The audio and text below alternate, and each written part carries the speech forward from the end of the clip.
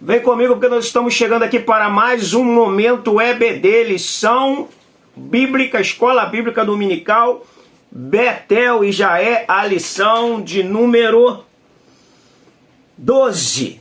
Tem aí por tema Zacarias vivendo hoje sem esquecer das promessas para o futuro. Eu sou o Agnaldo, nós somos daqui da cidade de Itaguaí, no Rio de Janeiro. Se você entrou aí e não for inscrito, não deixe de se inscrever, acione o sininho, dá o seu like, o seu joinha, dá também o seu dislike, comenta, compartilhe, concorda, discorda, acrescente nesse canal o seu comentário, tá bom? Vamos para nossa aula. Aula de hoje, profeta Zacarias. Que Deus abençoe você poderosamente, que Ele abra o nosso entendimento para entendermos a palavra do Senhor.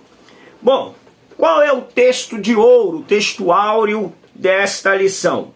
E eu os fortalecerei no Senhor, e andarão no seu nome, diz o Senhor. Zacarias 10, 12. O cristão deve ser um instrumento de Deus para consolar e encorajar outros em tempos de perplexidade e aflições.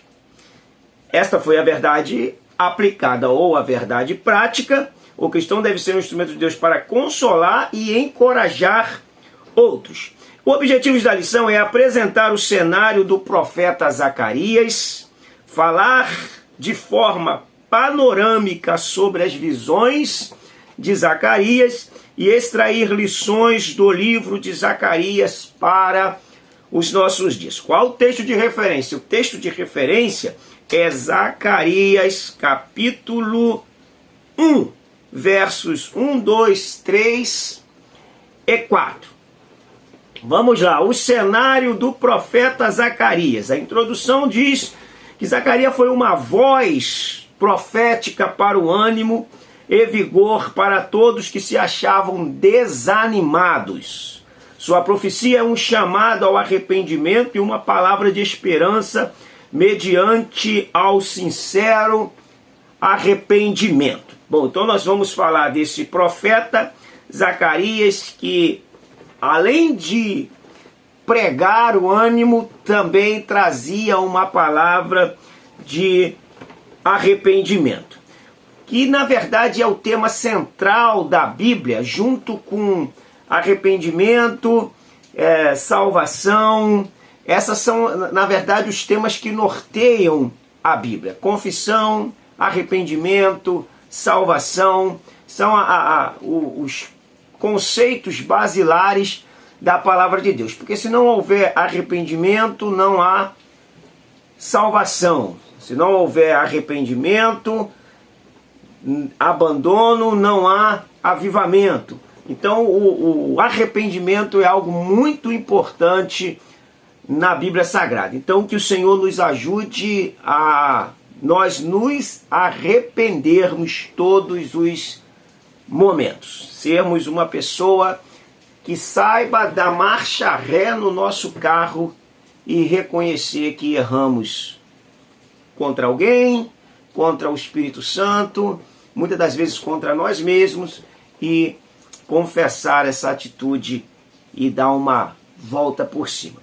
Bom, o cenário do profeta Zacarias. Zacarias ele entra também no cenário 2 meses após Ageu. 520 a.C., Zacarias ele é um contemporâneo de Ageu. Ele está dando aquela injeção de ânimo a mais para que o povo possa prosseguir no propósito, no projeto, em algo que Deus havia estabelecido para que eles executassem, e eles trocaram a execução para executarem algo que era próprio, que era para alimentar e nutrir o bel prazer. E o profeta Ageu e o profeta Zacarias, ele entra aí para dar um ânimo para poder esse povo se animar e partir para fazer aquilo que o Senhor havia ordenado. Então, muitos judeus, eles optaram por continuar na Babilônia, por já terem construído suas vidas naquele país. Muito dos que foram não retornaram, porque eles continuaram lá, já haviam se estabelecido. O próprio caso de Mardoqueu, de Esther, é bem nítido como exemplo. Mas o profeta Zacarias, provavelmente ele é um profeta que nasceu no cativeiro, e ele veio nesse retorno para motivar o povo a cumprir aquilo que Deus havia estabelecido. Era projeto de Deus deixar o povo fora da terra por aproximadamente 70 anos e trazê-los de volta. Tem hora que Deus faz assim, ele te tira do cenário, do palco, do centro das atenções, trata você, trata eu. A gente às vezes somos impacientes e não entendemos que muitas das vezes Deus está nos tirando do palco, nos tirando do cenário para tratar a nós, para que nós, quando retornarmos, possamos retornar crescido, mais maduro, mais pronto, mais capacitado e mais útil para fazer a obra do Senhor. Vamos lá, conhecendo um pouco mais desse profeta. Estão acompanhando a hora. O nome do profeta significa Deus lembra, está aqui na capa aqui, né? Zecariá é o nome do profeta no hebraico. E o nome dele significa Deus lembra ou Deus recordou-se. Claro que isso é uma linguagem que meio que antropopática. Deus jamais se esquece de nada. Deus não recorda de nada, porque Deus não esquece. Então, para a gente entender essa figura de linguagem deste significado deste nome. Zacarias provavelmente nasceu na Babilônia e estava entre o remanescente que retornou em 538, sob a liderança de Zorobabel e de Josué. Em data posterior, quando Joaquim era sumo sacerdote, Zacarias teve a oportunidade de suceder seu avô. Zacarias 1, do 1 ao 7. Como chefe daquela família sacerdotal, alguns estudiosos acreditam que o pai de Zacarias, chamado Baraquias, tenha morrido ainda muito jovem, porque Zacarias sucedeu o seu avô. É importante a gente entender isso, porque às vezes a Bíblia, o sentido no semita, chama às vezes de pai aquele que é o avô. Então, para a gente poder compreender isso e não trocar as marchas, não errar as marchas, é importante a gente entender esses conceitos que vêm em alguns textos bíblicos, que às vezes chama de filho e na verdade era neto, às vezes chama de pai e na verdade era o avô. Vamos lá, a mensagem do profeta. O profeta Zacarias começa com uma chamada ao arrependimento, seguida por 8 visões, e cada uma delas tinha o objetivo de encorajar os judeus ao término do templo. Então, esse era o propósito. O propósito era estabelecer a conclusão do local do culto, do local da adoração a Deus. Eles tinham que ter o local ali onde eles se reunissem para estar cultuando e para estar adorando a Deus. Se há uma coisa que Deus não abre mão, é da adoração. Nem tanto do lugar, mas do adorador, Deus não abre mão. Que o Espírito Santo nos ajude a sermos adoradores em espírito e em verdade do nosso Deus. 1:3 diz: convocação geral ao arrependimento. Quando a obra do templo tinha pouco mais de um mês e sua singeleza não se equiparava ao templo anterior, o povo se sentiu desanimado, e Zacarias os advertiu contra a evidente e crescente disposição deles em voltar às mesmas práticas. de seus pais, ou seja, a desobediência ao Senhor. Quase que a gente vai analisando um ciclo vicioso que estava a caminho de se repetir. Gente, a gente não tem nada de diferente desse povo. Por que que a Bíblia tem que ser pregada? Por que que a Bíblia tem que ser exposta? Porque o que produz o arrependimento, o que traz a reflexão do pecado e o que faz com que nós venhamos a fazer uma introspecção, uma viagem para dentro e olhar para nós, é a palavra de Deus exposta. É o instrumento que o Espírito Santo usa para despertar a nossa consciência. E eles estão aqui após 70 anos voltando a uma prática antiga. Qual a prática antiga? A desobediência. Nós somos muito vulneráveis a fazermos isso, a não utilizarmos e não lembrarmos de atitudes erradas e que nos levaram de mal a pior, e voltar a trazer à tona atitudes que não deram certas e repeti-las. E automaticamente os mesmos problemas nós iremos ocasionar a nós mesmos. E eles estão aqui, e aí o profeta então está despertando a consciência deles com a palavra do Senhor. Então o Zacarias se advertiu contra a evidente crescente disposição deles voltar à mesma prática de seus pais, ou seja, a desobediência ao Senhor. Nós temos muito desse povo. A gente olha e a gente vê que nada mudou.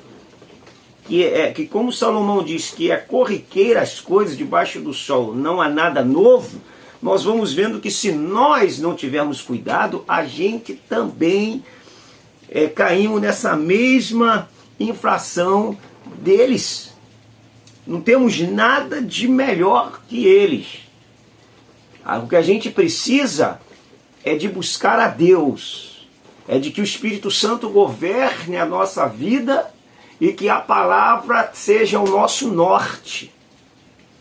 Só assim nós vamos conseguir executar o que Paulo disse: andai em espírito e jamais satisfareis as concupiscências carnais. Que Deus nos ajude e que nós possamos não ignorar as coisas do Senhor, não demonstrar pouco interesse, não perceber, não olhar para as coisas de Deus com desdém.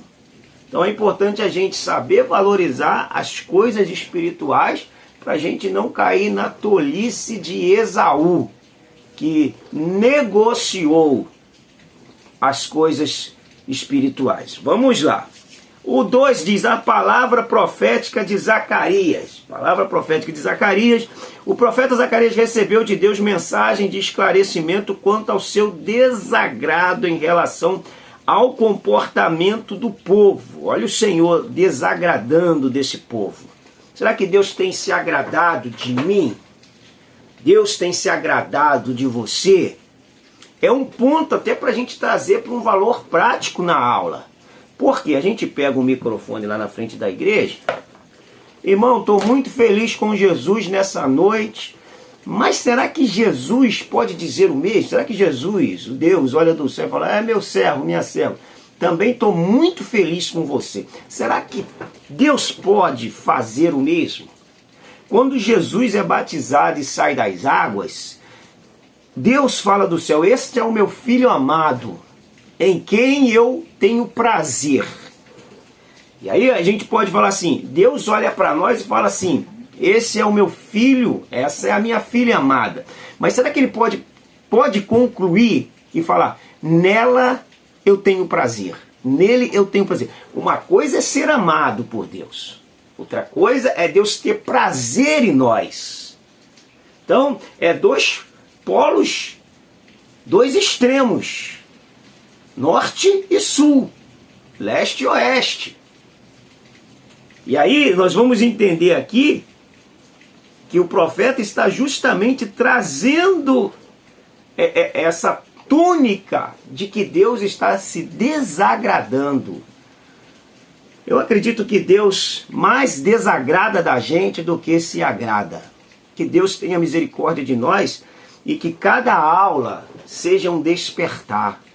Que o professor seja a boca de Deus, guiado e direcionado pelo Espírito Santo, para poder despertar uma consciência anestesiada, para poder despertar um crente adormecido, para poder despertar um crente que está no sono da indolência, partindo para uma morte espiritual.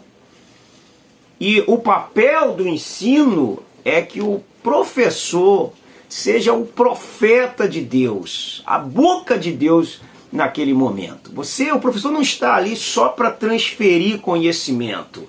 Você está ali para ser usado por Deus. Por isso o professor deve orar, buscar a Deus, se consagrar, jejuar, para quando chegar ali no meio de tantas pessoas, que há pessoas ali passando várias crises, ele possa ouvir Deus por meio da sua vida.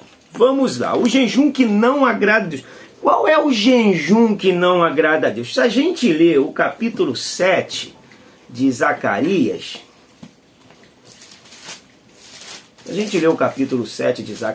nós vamos observar que eles haviam estabelecido até meses para jejuar. Só que eles haviam estabelecido por ideia própria, por conceitos que alimentaria e nutriria o seu ego. O jejum que não agrada a Deus é o tema do capítulo 7. Todo jejum, ou toda oração, ou todo culto que tem um ideal próprio, egocêntrico, antropocêntrico, megalomaníaco, ele não agrada a Deus. Culto a ser humano, culto à personalidade, jejum à nutrição própria, isso não agrada a Deus. Deus não é contra o jejum.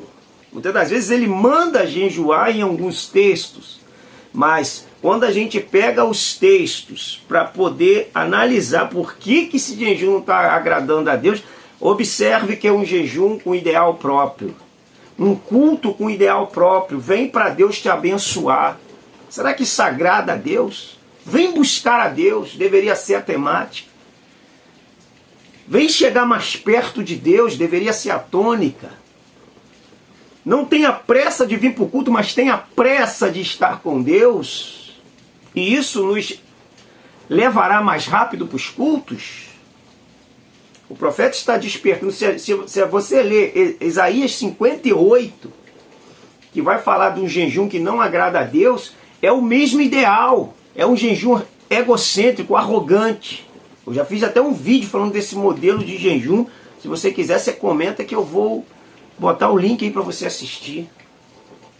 E aqui eles estão tentando se beneficiar das coisas de Deus, como se Deus estivesse ao seu próprio serviço, e o profeta está dando uma advertência contra eles. Vamos lá, a causa do cativeiro, o 2. O que levou esse povo ao cativeiro? O povo havia desprezado a palavra do Senhor, não escutou as mensagens do seu profeta, não valorizou a sua palavra, mantiveram com seu coração duro, com a sua cabeça dura. Os falsos profetas foram surgindo, dizendo que eles estavam fazendo a vontade de Deus. Por isso que é perigoso o falso profeta, ele sempre vai fazer o seu ego inflar. E essa causa desse abandono, desse virar as costas para Deus, foi justamente o que os levou em cativeiro. E eles ficaram lá sendo esmerilhados. Muitos daquela geração que entrou não saíram, pereceram por lá mesmo, devido à desobediência, ao abandono das coisas de Deus. Que sirva para nós como exemplo. Visões do reino messiânico. As visões do reino messiânico encontram-se no capítulo 9 a 14 do livro de Zacarias, e elas dizem a respeito ao Messias. Bom, nós vamos encontrar nesse texto sobre visões de Zacarias. Zacarias é um dos profetas, dos profetas menores. Ele é o profeta mais messiânico, que mais faz ênfase ao Messias. E ele vai falar justamente ele vai ter visões justamente a respeito do reino estabelecido pelo Messias, do ideal que o Messias veio implantar. Que nós temos que atentar para isso, porque a prédica, a fala do Messias é o que vai se estabelecer como norma, como padrão de conduta de um novo nascido, de alguém que conheceu o Messias. O Messias vem, ele narra do Antigo ao Novo Testamento, ele nos dá palavras de como nós devemos nos comportar diante dele e como pessoas que possamos demonstrar que servimos a ele em atitude e vida. Vamos lá, o 3 diz Zacarias para hoje. E o Zacarias para hoje? Zacarias se viu diante de uma cidade cheia de pessoas apáticas, desanimadas, sem esperança de dias melhores. Bem parecido com hoje. Hoje nós vivemos dias difíceis, não que não tenha tido dias difíceis nessas épocas, mas o importante não é os dias difíceis, é a gente entender que os dias difíceis, eles fazem parte do pacote, e nós sermos pessoas que anime a outra pessoa e não que desanime. Para desanimar tem demais, para desanimar é o que mais tem. Então a gente precisa de pessoas que nos anime, que nos dê força, que nos dê ânimo, que nos dê coragem. Igual Arão e Ur, que quando Moisés estava lá no monte, Josué estava batalhando lá embaixo contra os amalequitas, em Êxodo 17, e quando a sua mão cansou, Arão e Ur estendeu as suas mãos, e quando a mão de Moisés estava estendida, Deus deu vitória ao exército de Israel.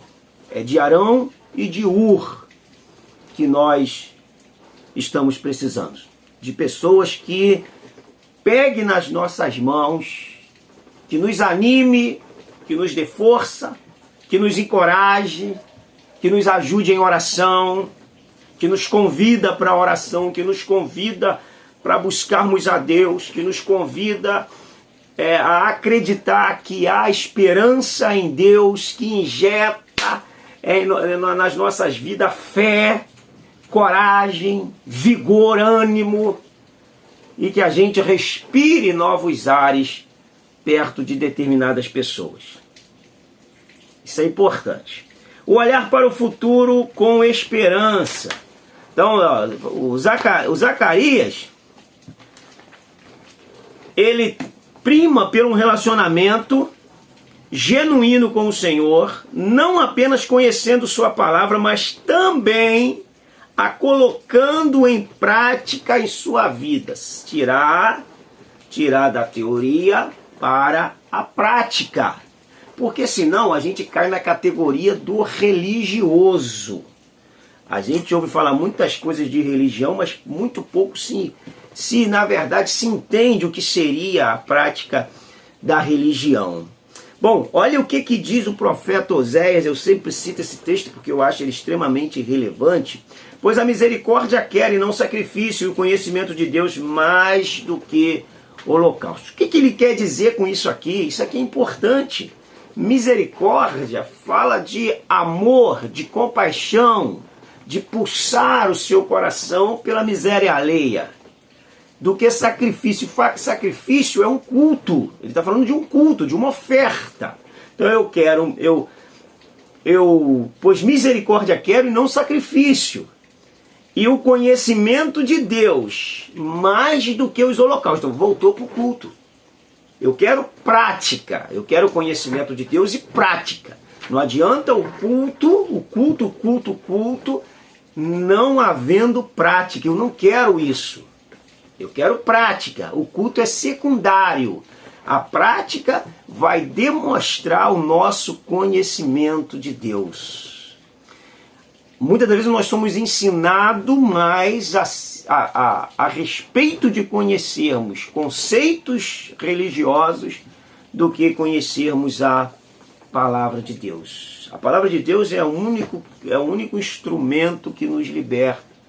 As outras coisas têm o poder e a capacidade de nos oprimir, de nos deprimir, de nos desanimar. Que Deus nos ajude a primarmos pelo nosso relacionamento com Deus. Incentive a sua turma, meu amigo professor, professora, a buscarem conhecimento de Deus, a buscarem um culto de oração, a orarem na sua casa, a buscarem um culto de estudo, a estudarem na sua casa. Incentive a eles a orarem a Deus, buscar a Deus numa consagração, buscar a Deus no monte, buscar a Deus numa vigília. E eu falo de uma consagração séria, de uma vigília séria, onde realmente Deus é buscado em espírito e em verdade. Isso é importante, como tônica, a gente frisarmos na sala de aula. O povo carece por referenciais. O povo clama por pessoas que são referências de vida, para que eles possam olhar, se inspirar e seguir na busca de Deus. E esse papel cabe a nós. E reconstruir vidas. 3.2, muito mais do que a reconstrução do templo, da cidade e da vida civil, a vida do povo precisava ser reconstruída com Deus e em Deus. Estavam construindo os alicerces do templo, mas não os alicerces da fé. Olha que ponto importante. Construir vidas dá trabalho. Gerar vidas dá trabalho. Tratar de vidas dá trabalho. Mas esse é o nosso papel. Gálatas 4,19, Paulo fala aos Gálatas, a igreja da Galácia: meus filhinhos, pelos quais também eu sinto dores de parto, até ser Cristo formado em vós. O que Paulo está falando com isso? Construir vidas que chegaram para o Evangelho. Reconstruir vidas. Vidas que já foram feridas, que já foram machucadas, que já foram danificadas e que precisam de reparos. Precisa de alguém que saiba trabalhar com vidas. Jamais conseguiremos construir pessoas se não formos pessoas construídas. Se guardarmos mágoas, rancores, invejas, sentimentos amargos, raízes de amarguras, dentro do nosso interior, nós teremos sempre comportamentos dúbios, falaremos e escolheremos as pessoas com quem nós iremos convivermos, selecionaremos grupos, formaremos panelas e automaticamente isso é fruto de pessoas que não são ou que não foram construídas.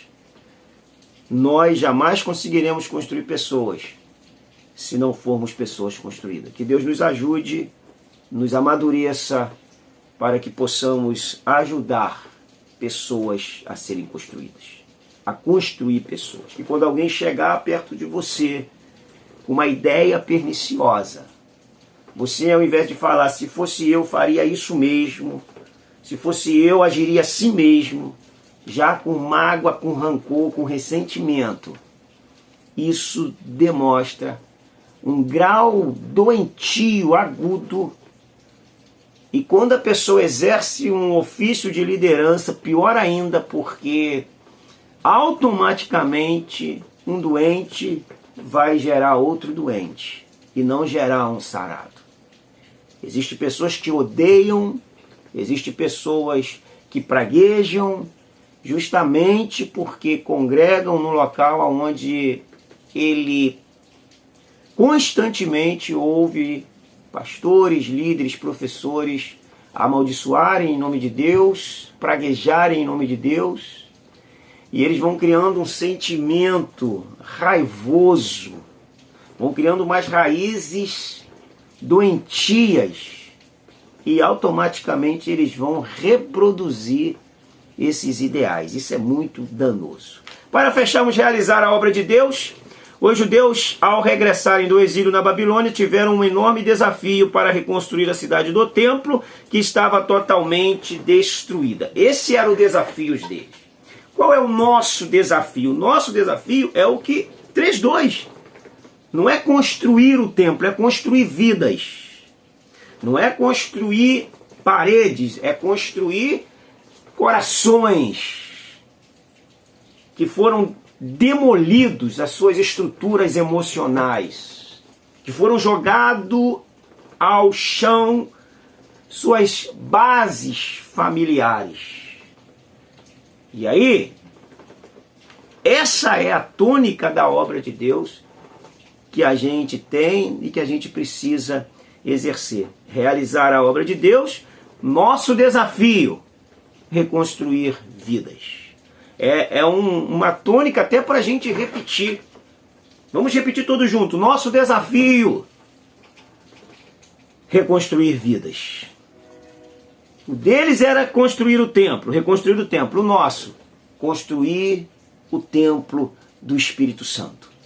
Muitos templos do Espírito Santo precisando de reforma. Muitos templos do Espírito Santo precisando de uma roupagem nova, de uma fachada nova, de um interior novo. Muitos templos do Espírito Santo caindo aos pedaços, clamando por reforma. E nós, muitas das vezes, procurando holocausto e procurando sacrifício. Que Deus nos desperte, que o Espírito Santo nos ilumine a mente e nos faça olharmos por outro ângulo as coisas de Deus. Meu amigo professor, nós estamos parando por aqui, estamos concluindo a nossa aula. Eu quero te agradecer, você que ficou aí conosco até o final, você que é inscrito nesse canal. Que Deus abençoe a sua vida e prospere espiritualmente o seu ministério. Bom, fica com Deus, um grande abraço, até a nossa próxima aula.